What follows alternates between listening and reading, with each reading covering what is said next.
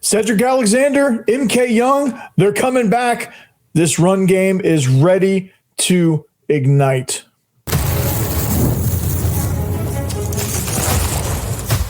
You are Locked On Vandy, your daily podcast on the Vanderbilt Commodores, part of the Locked On Podcast Network, your team every day. What's up, everybody? Welcome into another edition of the Locked On Vandy podcast, part of the Locked On Podcast Network, the number one sports podcast network in the world. Thank you for making us your first listen. Got an action-packed show for you guys. I'm Corey Burton. I'm your host. And we're going to talk about Vandy's portal action. Are they done? Are they still recruiting? What else do they need? Offensive line, perhaps? Defensive line? Do they need some more depth at some other positions? What do they need? Then we're going to talk about run game because, hey, why not, right? How integral is the run game going to be in 2026? This is all part of the possible identity shift. Is there going to be one? Where does the run game fit into it?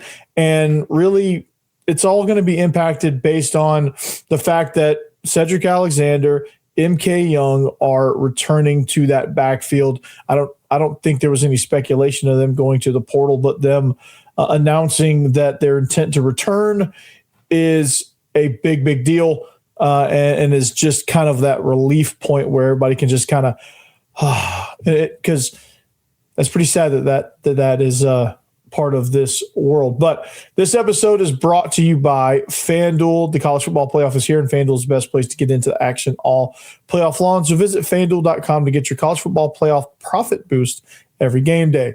Today, yes, that's right.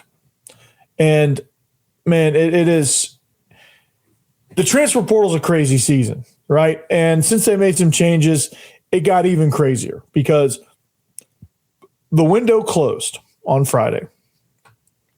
But you're still going to see names popping up that are entering the portal because there are forms, there are portal requests that were put in Friday that are still processing. I think it's like a 48-hour process, things like that. So there's going to be some, and I'm sure there's a lot. So there's like a backfill, and so you're going to see names probably up through maybe even Wednesday because of the holiday, the MLK Day. So that's going to be interesting to see kind of what names pop up. And teams are definitely not done. You can still sign. You just can't enter the portal. So with that came some great news with Sedrick Alexander, MK Young. They returned to the backfield. And as I was saying, because of the portal era and because of the way they are, tampering, there's really no regulations right now. It seems like there's no way to prove it. It just happens. It happens everywhere. It's rampant. There's a whole tussle between LSU and Ole Miss over that whole situation. It's getting pretty toxic between those two fan bases. And so it's a big deal. And so anytime you get an announcement that people return, it's a huge deal. And what better duo to return than Sedrick Alexander and MK Young, because those two guys were outstanding this year. Like Sedrick Alexander was a guy that I thought was kind of just like a workhorse guy, would be able to get some chunk yardage, but would get his total yardage in a lot of carries and things like that. And he's just the guy that's just gonna run physical, work you hard, lead the quarterback, all that stuff. And then MK Young was going to come in and hit those home run plays. And lo and behold, they both hit those home run plays. And Sedrick, showed me a gear that I didn't know that he had. And it lends itself to the fact that he could have been banged up the previous season. And that would make sense based on the way he played and the way he played this season. So very huge deal that those two guys are coming back from, not only from a scheme perspective, from a leadership perspective. Like those are the two veteran guys that have been around, Seti from day one, MK this year, two guys that can lead that backfield room, two guys that can lead this offense, and ultimately two guys that can lead this team. And that's a pretty big deal when you think about, okay, who's going to be the leadership pieces moving forward now that Diego's gone, Eli's gone, Langston Patterson is gone for all we can assume, because his appeal, I think, got shot down, or there's a bump in the road there, and I don't think he's going to win that appeal, so I think he's all but gone. And you lose a lot of pieces. Corday Sidnor is gone. Zaylin Wood is gone. Marlon Sewell is gone. Brandon Fontenette transferred. And you just lose. And even Colby Taylor, I think, became a big piece to the leadership puzzle. And he's somebody that needed to lean on the leadership heavily coming into this year. And I think he made a lot of great changes and became a very, very productive member of this team, whereas the previous year he wasn't. And so you got to figure out who's going to be those guys. And right now, with Junior Sherrill announcing him coming back, and Seddy and MK coming back, like, I think those are three guys right there, especially on this offense, that I think a lot of people assume. I think they're kind of wrong in that assumption, but I think a lot of people assume that this offense is going to take a major step back because Eli Stowers and Diego Pavia are gone. And anytime you lose two players of that caliber, I mean, it's a valid point. I see that. But I think Vanderbilt's going to be just as good in different ways than they were with Diego and Eli. I think they're going to be just as productive. So it's going to be interesting to see just how, though. But those two guys coming back with their playmaking ability is a big part of why I feel good about this offense moving forward. And I think ultimately why Tim Beck and Jerry Kill feel good about this offense moving forward, because those guys can go, man.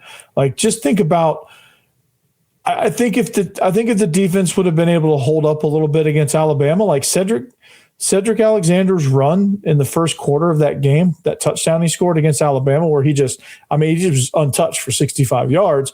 Like, just think about him doing that over the course of this season, which I think is becoming a bigger, stronger, faster offensive line than we had a year ago, which is hard to fathom. But I think in a lot of ways they are. And that's no knock at last year's group. I just think when you lose that many guys and you replace them with good, productive veterans, I think you have no choice but to improve. And so you have that. You have two veteran running backs that know the system like the back of their hand. They understand that, and then they're going to have to get some chemistry with this offensive line group. And I would like the offensive line, on a side note, to get to a point where they're not replacing 4 or 5 starters every single year, which I think they do have a couple multi-year eligibility guys there. So that's positive. At least you might have a little continuity moving forward. I don't know that you're going to have all 5 guys back, but I think replacing 2 is a lot easier than replacing 4 every single year. And so that gets to be a little bit difficult, and to replace the 2 deep as well and the 3 deep to get 15 great offensive linemen is a tough thing to do. So you need to find some developmental guys to put in the 3rd unit, some quality backups to put in the 2nd unit, and of course, some starter worthy guys, and try to just figure out a way to bring some of those other guys forward and replace and not have to overhaul every single year. So, but nonetheless, I think the way this offense is going to look without Diego is going to be different. I think Sedrick and MK are going to impact the game in different ways. I think the run game is going to lean a lot more heavily on them, instead of, kind of like a timeshare with Diego Pavia. I think you're going to see a heavy dose of this duo, and there's going to have to be a 3rd guy that comes in that just kind of can get 10 touches and be productive, because without Diego was really your 3rd running back. So you're going to have to find 3 guys, because Jared Curtis or Blaze Berlowitz or whoever the quarterback is not going to be your 3rd running back moving forward. Diego was a special dude in that regard. So that's the biggest challenge. But having those 2 back makes that transition a lot easier. And that's going to be the challenge as far as, okay, now you had a special dynamic quarterback that could help you carry the run game and help those guys make those yards. Now the biggest challenge for them, which I think they can handle, is going to be, hey, can you guys carry this run game? Can you make the plays that need to be made? Sedrick, MK, can you still hit those home run plays without Diego Pavia, with possibly a freshman quarterback in there? Can you do it? I think the answer is yes. But again, we're in show me mode. So I'm not going to necessarily believe it, and any of you out there aren't going to believe it until you kind of really see it and kind of see what life beyond Diego Pavia is going to be like. So how integral will the run game be in 2026? What part, like how much of the offense is it going to be now that the dynamics have shifted? We're going to talk about that next.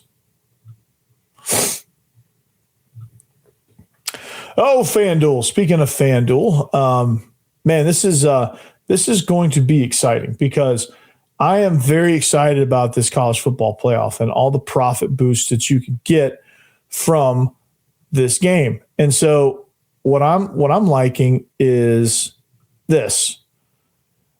I get to pick the bets that I like moving forward. I get to look at this matchup and figure out, okay, who am I going to pick, right? Because Indiana is 7.5-point favorites. That is crazy, right? So I'm going to take it, and I'm going to take every profit boost that goes with it. And I'm probably going to take let's see what the over-under is, actually. I'm probably going to take the over-under is right around 47.5. I'm probably going to take that. And so what I really love about FanDuel is this. They're giving all the customers even more ways to get in on the action every single game day of the playoffs. Because right now, every college football playoff game day, FanDuel users get a profit boost waiting for them in the app. Here's what I love about it. You can use the profit boost on bets you already feel good about. There are no preloaded boosts. It's, hey, I'm gonna take Indiana minus 7.5, and I'm gonna ride the boost. I'm gonna attach that boost to it, and I'm gonna go after even bigger winnings. When you win, FanDuel pays out instantly, which is perfect for the football playoff. So if you want to take a shot at the underdog, if you like Miami, take Miami. Get the boost. You can build a parlay. Apply the boost. Whatever you want to do. So FanDuel is the best place to get in on the action all playoff long. So visit FanDuel.com to get your college football playoff boost every single game day.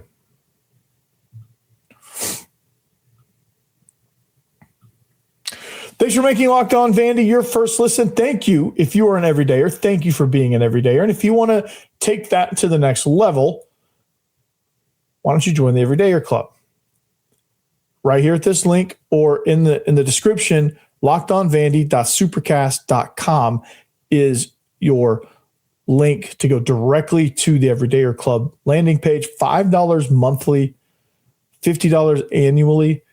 If you want to be a member, you get ad-free audio. You get exclusive access to a members-only Discord channel. That's where you get to chat with other football fans. And when come baseball season, you guys can flex your muscle about the Vandy boys, right?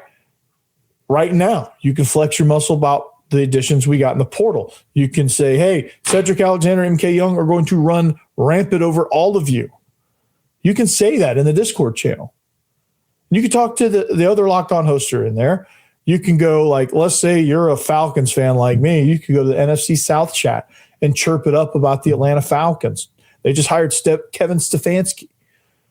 Like, you can go chirp about that. I don't know how far you can get with that, but you can go chirp with that. That's all in the Discord channel. That's the advantage. You get that access. And you get access directly to me as well. You can text me directly through that channel and ask me questions, and we can have a whole Vanderbilt chat going on that Discord channel as well. There's a lot of benefits, so make sure you do it. $5 monthly, $50 annually, either way. LockedOnVandy.supercast.com is the place to go. So join the Everydayer Club. You won't regret it, I promise. All right, so speaking of things that you won't regret, Vandy will not regret getting Sedrick Alexander and MK Young back. That's obvious, right? This run game with those two is going to be electric. They're going to ignite the ground attack because it's going to now fall on their shoulders. And Tim Beck knows it. Jerry Kill knows it. They're going to have to design their plan of attack around A, having those guys, and B, not having Diego Pavia as your third running back. So I think the element of the heavy quarterback run is, well, it's not gone, but it's on the shelf. And it's going to be limited in how it's applied. And it's going to be interesting to kind of see the splits on that, because Jared Curtis can run. He's a capable runner. He's somebody that can run with power, and he's done so at Nashville Christian. And he's shown that he's willing to tuck the ball and go. And I'm not just talking scrambling. I'm talking about designed runs. He's not going to be Diego Pavia. We know that. Everybody knows that. But he can hold his own in the rushing attack, and he can run if necessary. He's a big dude. He's not a small dude, not a fragile dude. So if they need that, he can provide that. So that's something to think about as well. And that's something for the coaches to think about. How much of that do they want? And that's going to be part of the planning in the offseason, is like, okay, how's our new offense going to look? Now, down the stretch of the season, you saw a preview of that. Each and every week it developed even further. Like the Kentucky game, to a certain, well, I don't know about the Iowa game. That was kind of that game plan, I think, kind of went out the window when Iowa just destroyed you up front. And I think they were just trying to pick at things that they knew could possibly work, and they hit some shots downfield, and they became more of a vertical presence. So, I think this offense is going to have that element to it. They're going to want to move the ball down the field and quickly, right? I don't think they're going to be like the Josh Heupel snap the ball every 10 seconds type offense all of a sudden. They're still going to want that element of control with the clock and with the field position, but it's going to look a lot different. Your formations, I think, are going to have to be a lot more varied. I think tendencies and things like that, you're going to have to do a lot of self-scout to make sure you don't fall into these like very predictable tendencies, especially not having the magician of Diego Pavia back there. That's going to be something that you have to do, but you have to also be simple enough that a true freshman can thrive in your offense. So it's a delicate balancing point, but having Alexander and Young back in the backfield makes it easier. And so they're going to lean heavily on the run. And I think early on, especially if Jared Curtis is your guy from day one, they're going to lean very heavily on Seti and MK to get pressure off the quarterback. Because if they can't run the ball, if they're unable to run the ball, it's going to be a long season for whoever's at quarterback. And it might be multiple guys at quarterback because defenses are going to tee off. You're playing 9 conference games now, so that throws a whole wrench in your plan. Like, you have to figure out ways to be successful on the ground. And they're going to have to figure out, okay, what do these guys do well? What are our new offensive linemen? What do they do well? What can we get in the run game without having Diego Pavia? And that's going to be the biggest challenge. And for me, if I'm predicting this, I think you have an athletic offensive line. So to the quick side, you could run your stretch zones, your inside zones, things that require area blocking. You could even run duo, because I think McConnell's physical enough, and Bo Johnson is also another guy that is capable on double teams and things like that. So he's also, both of those guys run really well, so they can stretch it. To the strong side, maybe you get power. Maybe you can get some counter with pulling McConnell and Johnson, or if you want to go counter to the other side, maybe DeBose will be a great puller at the strong guard, and then whoever the strong tackle is, I guess, can pull as well. You'll have Cole Spence over there to block in the run game. He's going to be good. Maurice Vinny, if you want to do some personnel stuff. Like, there's a lot of different ways they can get to a lot of these different runs with the personnel that they have. Like, they have fullback guys, they have tight ends that can block, they have those pieces.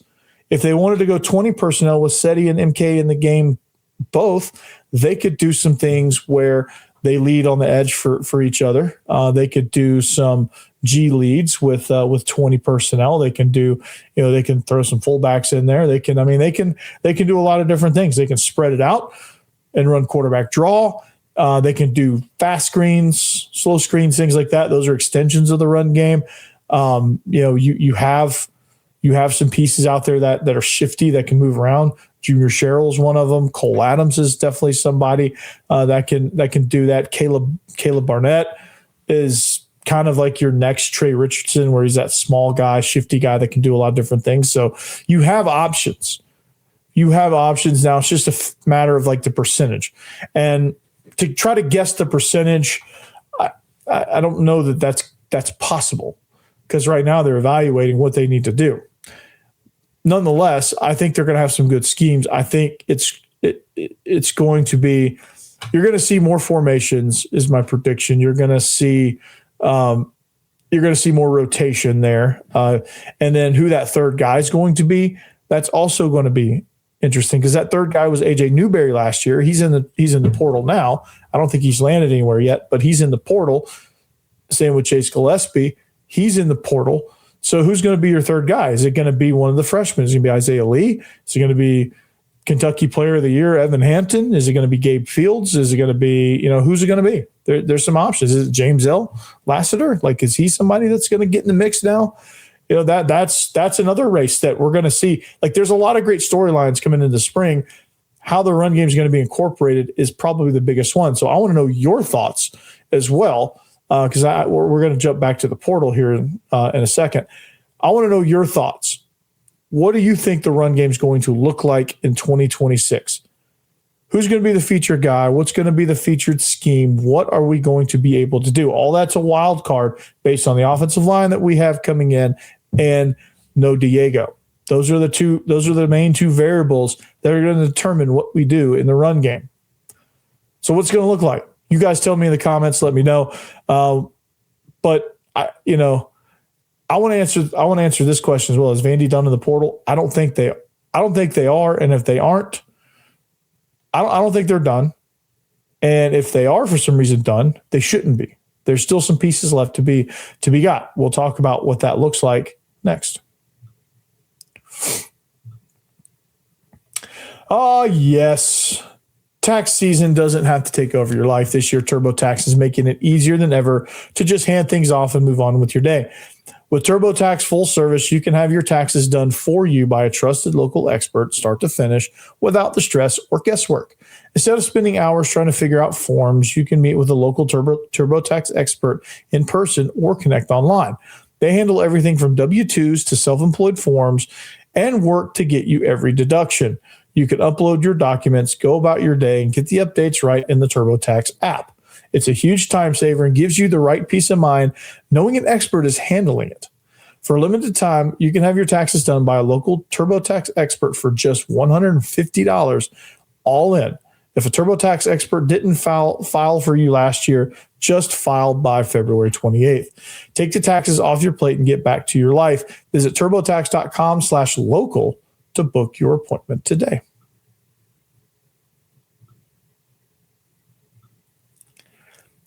Thanks for making Locked On Vandy your first listen. We're wrapping up the show here at Locked On Vandy. If you want to follow along at home, and make sure you like, subscribe, all that good stuff. Join the Everydayer Club. I promise you, this Discord channel is going to be fun, especially the more it gets cranked up, the more of you that join, it's going to be awesome. Show them, let's just give them a golden wave here of like Vanderbilt fans coming into this Discord channel and just making sure that you make your presence felt. Let's do it. Jump in there.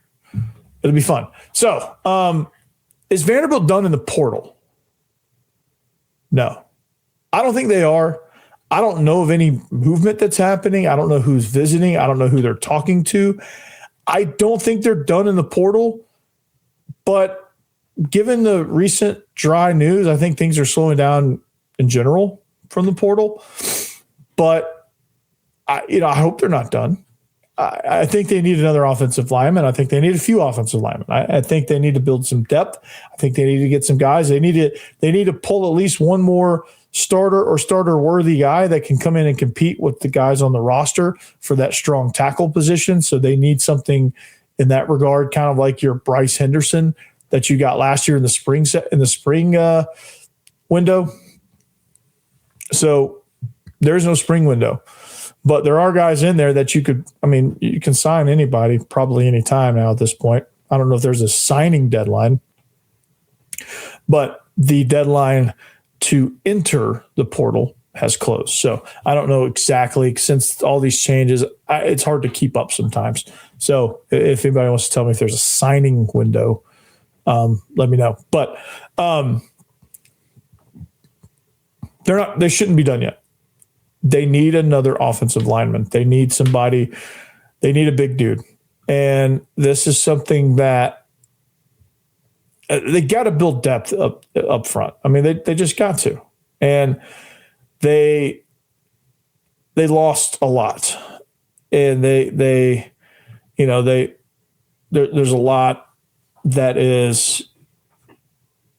needs to be replaced. I think there needs to be some depth that's built, especially at the tackle positions. That's a position that, they've done really well with the interior guys, but they just haven't done tremendously well with the tackles. So I think you have to look at, okay, you've got some guys there. There's been some guys that have entered, like Leighton Nelson from Wisconsin. That's typically a pretty good offensive line factory. Cyrus Corley from Cal, he is entered. Toluwamane Tunde from UConn. I don't know if you're talking to him. He's a little bit light. Probably don't want him. Terrence Enos from Kansas State could be a guy. There's just so many options here, and I think you need a big tackle that can come in and dominate. I mean, the options are starting to become more slim. Like Jamal Merriweather is somebody that could come in. He's a Georgia guy. He's in the portal. You have Garrison Blank from UCLA, 6'7", 330. Could come in and be that strong tackle. Like there's some guys that, from South Alabama, Braden Ramey, 6'5", 312. You're going to have to take some chances on some dudes. And that's the reality of the situation. Like the superstars have committed, and a lot of guys have committed. And so like you have to figure out where you want to go. Those are just some names. This is all speculation. This is all just me kind of spitballing, saying, hey, maybe look at this guy, maybe look at that guy. They've lost out on a few tackles, I think. The one that went to Boston College from Hillsborough, from TSU, that one kind of hurt. That one kind of put you behind, because I think they were banking on getting him, and they didn't.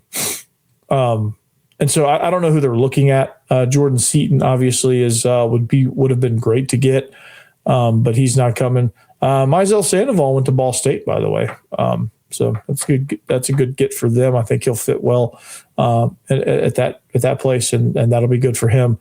So there's a lot of names out there. So stay tuned as to kind of who is who and what is going on there, because that's an important position to fill. That's one of those that it's a make or break position. It's a position that, based on what I talked about earlier in the show, especially at the strong tackle position, you need somebody that's great at blocking down, drive blocking, man on, double teaming with the guard on a 3 technique on power, where you got somebody kicking out at the end, trying to get movement up front, somebody that's good enough at doing all those things, and somebody who's decent in pass pro, has good feet that they can get out there and block an edge guy. But I think if a team shows a tendency, they're going to try to match it up with strong and quick and flipping those guys. So you need somebody that's got high intelligence that can handle the flipping. Like there's a lot of pieces here that Vanderbilt can get. There's another defensive lineman that they could possibly go after. Like that would be something that you could get and try to do. But there's just so many other pieces, depth pieces that you need to get. Maybe get another running back just to kind of add as a depth piece. You obviously don't need starting quality there because you've got 2 guys that are starting quality that can rotate. You just need somebody with a lot of years of eligibility and some guys that can come back. So I'm very excited about the the future of this program. I'm very excited about what this team can add, what this team can do. So those are the moves that I think need to be made. I'm sure they're talking to people, but that's just something that they need to go after. Offensive line is most important at this moment. What do you think? Do you think offensive line is most important? I do. You should too. And that's kind of where it is. That's kind of where it stands. So thank you for listening. Thank you for tuning in. We're going to continue to talk portal as anything breaks, obviously, as any guys sign, any leads on visitors, things like that. I'll react to all of that. The people, the boots on the ground that are reporting all this stuff have done a phenomenal job. I'm just reacting to it. And so they've given me a lot to react to. So any nuggets that are out there that I see, I will certainly react to those. But we're going to have some pretty meaningful discussions throughout the course of the offseason about the offense, the defense, personnel, philosophy things like keys to success for the season, different aspects of it. We're going to try to break down every avenue of this program to kind of get you in a position to where you can at least say something about this program to people who are trash talking, like, oh yeah, well, and then whatever that piece is, and I'm going to try to help you guys. I'm going to try to help arm you guys with those pieces. So make sure you like, subscribe, all that good stuff for all the daily content. Make sure you follow along. Join the Everydayer Club, right? And prove that also Locked On Vandy made your Spotify Wrapped, because if it did, make sure you screenshot it, tag the National Locked On Podcast Network account on any social platform. We'll drop you a code. Be the first one to join the Everydayer Club to get your favorite show ad-free and exclusive access to the members-only Discord channel. I'm telling you, that's the fun part. For those of you on video, we send you to the first ever 24/7 National Locked On Podcast Network YouTube channel. On audio, make sure you make your second listen Locked On College Football. And until next time, this is Locked On Vandy Podcast. Appreciate you joining. Anchor down. Peace.